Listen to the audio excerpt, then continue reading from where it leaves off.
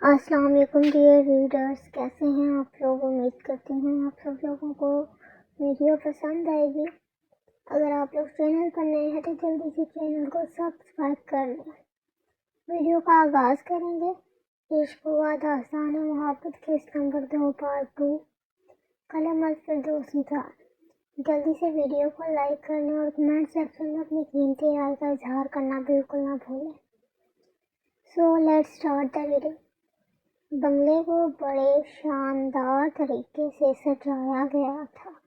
نیمرا اور انپال نے مائسا کو اس کا کمرہ دکھایا۔ کمرہ بہت شاندار اور بڑا تھا۔ کمرے کی ہر چیز مرتسم کے ذوق کا پتہ دیتی تھی۔ جہازی سائز کا بیڈ، اس پر بکھرے سرخ پھول، ٹیبل اور تمام چیزوں کو سرخ گلاب کے پھولوں سے ڈھکا گیا تھا، اور بیڈ کے قریب ایک بہت خوبصورت سرخ رنگ کا جوڑا پڑا ہوا تھا، جس کو نیمرا نے مائسا سکندر کو چینج کروانا تھا۔ اس جوڑے کا انتظام بھی انہوں نے ہی کیا تھا۔ وہ ایک نہایت قیمتی جوڑا تھا جس پر اصل ہیرے جڑے ہوئے تھے، اور دنیا بھر کے مشہور ڈیزائنرز نے مل کر اس جوڑے کو تیار کیا تھا۔ جب 5 مہینے پہلے مرتسم یزدانی نے پہلی بار مائسا سکندر کو دیکھا تھا، تب ہی اس نے یہ جوڑا تیار کروایا تھا۔ تھوڑی دیر بعد مائسا اس جوڑے کو پہن کر آئی۔ وہ نہایت خوبصورت لگ رہی تھی۔ سو گائز، یہاں پہ آپ لوگوں سے ایک ریکویسٹ ہے کہ آپ لوگ کمنٹ سیکشن میں ضرور بتائیے گا کہ کیسے ہو سکتا ہے کہ کسی نے ہیروں سے بنے ہوئے کوئی کپڑے پہنے ہوں یا پھر اپنی شادی کا جوڑا پہنا ہو۔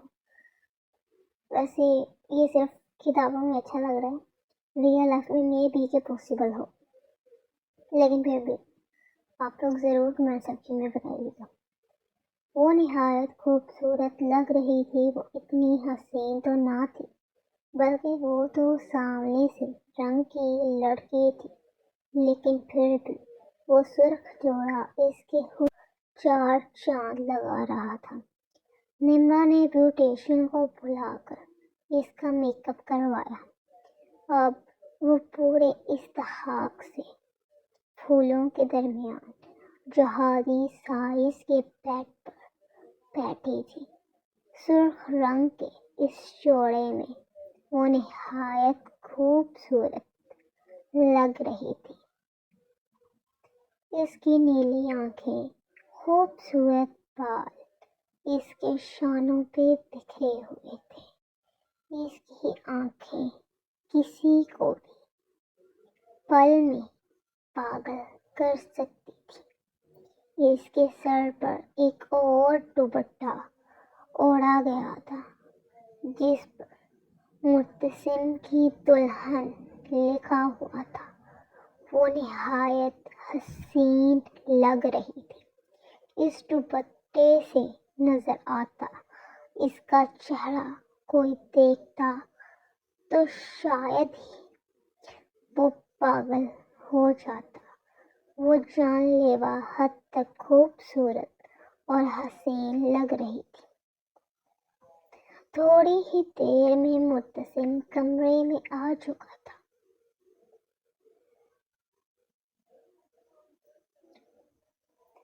مائسا کے قریب بیٹھتے ہوئے اس نے ایک فائل اس کی طرف بڑھائی، جو کہ 3 شاپنگ مالز کے پیپرز تھے، جو اس بات کے گواہ تھے کہ وہ تینوں مالز اب مائسا مرتسم یزدانی کی ملکیت ہیں۔ منہ دکھائی کے طور پر مرتسم نے اسے 3 شاپنگ مالز دیے تھے اور اس کے ساتھ کچھ اور بھی ڈاکومنٹس تھے جس کے تحت مائسہ مرتسم یزدانی اب مرتسم کے کاروبار میں بھی اس کی حصہ دار تھی۔ مائسہ کو تو اپنی قسمت پر یقین ہی نہیں آ رہا تھا۔ کیا اس کی قسمت اتنی خوبصورت ہو سکتی تھی؟ جہاں کوئی اسے پسند نہیں کرتا تھا، صبح شام اسے گالیاں دی جاتی تھی، اسے طعنے دیے جاتے تھے، اس کے ساتھ مار پیٹ اور تشدد کیا جاتا تھا۔ وہیں مرتسم یزدانی کی ملکیت میں آنے کے بعد وہ اتنی انمول ہو گئی تھی کہ مرتسم نے اسے اپنا بزنس پارٹنر بنا لیا تھا اور اسے اپنی برابری کا درجہ دیا تھا۔ بن اس کے کچھ کہے، بن اس کے کچھ مانگے، اسے وہ سب کچھ دیا تھا۔ اور سب سے انمول چیز جو مرتسم نے اسے دی تھی وہ تھا اعتماد، جو اسے پل میں مغرور بنا چکا تھا۔ سو گائز، اگر آپ لوگوں نے ابھی تک ویڈیو کو لائک نہیں کیا تو جلدی سے ویڈیو کو لائک کریں، شیئر کریں، سبسکرائب کریں چینل کو، اور کمنٹ سیکشن میں اپنی قیمتی رائے کا اظہار ضرور کریں۔ اور جس چیز کو پی ڈی ایف چاہیے وہ ضرور کمنٹ سیکشن میں ہمیں بتائیں، اسی صورت آپ کو اس کی ای بک پرووائڈ کی جائے۔ آج حمزہ حیام سے ملنے اسکول گیا تھا۔ وہ ویٹنگ روم میں اس کا انتظار کر رہا تھا کہ تبھی اسے حیام آتی دکھائی دی۔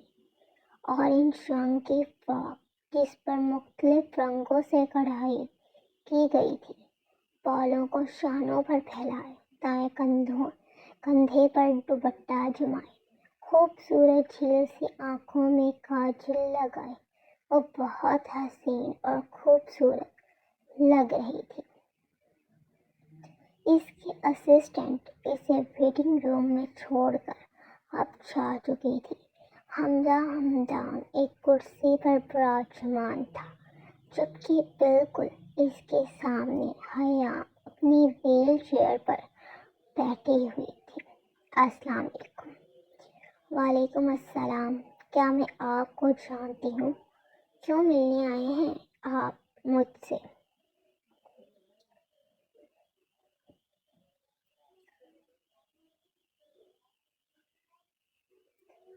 Please write your favourite Kapil in comment section. وہ دراصل بات یہ ہے کہ مجھے آپ سے ایک بہت اہم اور ضروری بات کرنی تھی۔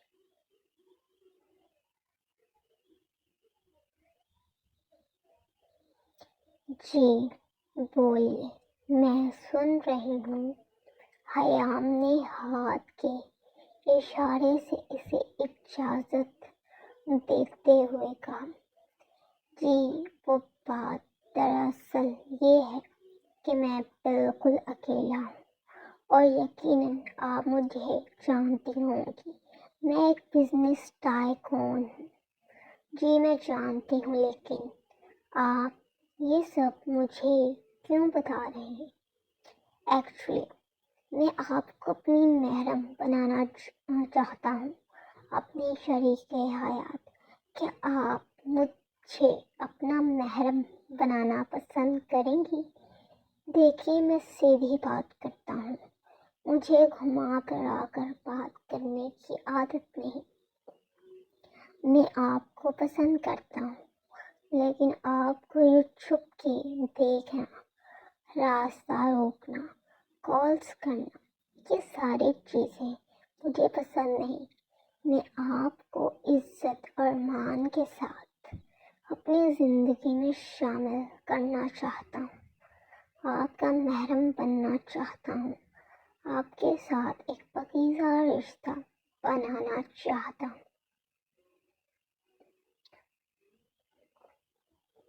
آپ کو پریشان ہونے کی یا گھبرانے کی بالکل ضرورت نہیں ہے. Take your on time. آپ جتنا چاہیں اپنا وقت لے سکتے ہیں، لیکن جواب مجھے ہاں میں چاہیے. حیام اس کی بات سن کر تھوڑی دیر خاموش رہی. اس کے چہرے پر ایک رنگ آ رہا تھا تو دوسرا رنگ جا رہا تھا.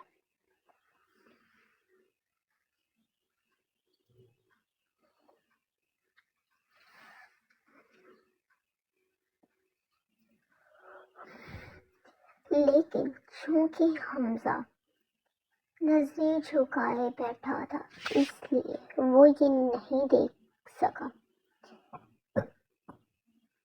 ایم سوری مسٹر، بٹ میں انٹرسٹڈ نہیں ہوں، اور ہمارے معاشرے میں جہاں تک میری معلومات ہے ہر انسان کو اپنا فیصلہ کرنے کا، اپنی رائے دینے کا حق ہوتا ہے. تو بس اسی حق کو استعمال کرتے ہوئے میں آپ کو اس رشتے کے لیے انکار کرتی ہوں. میرا آپ سے اس طرح کا کوئی تعلق بنانے کا کوئی ارادہ نہیں ہے. امید کرتی ہوں کہ آپ مجھے پریشان نہیں کریں گے. شکریہ. یہ کہتے ہی اس نے اپنے اسسٹنٹ کو بلایا اور وہاں سے چلی گئی، جبکہ اس کے نہ جانے کے بعد نہ جانے کتنی دیر تک حمزہ اپنے ارد گرد اس کی خوشبو کو محسوس کرتا رہا. وہ ایک ٹھیک لڑکا تھا. یہ کیسے ممکن تھا کہ وہ انکار کرتی اور وہ خاموشی سے بات مان لیتا؟ وہ فیصلہ کر چکا تھا. وہ اس کی ہے، اس کی ہی رہے گی تا قیامت.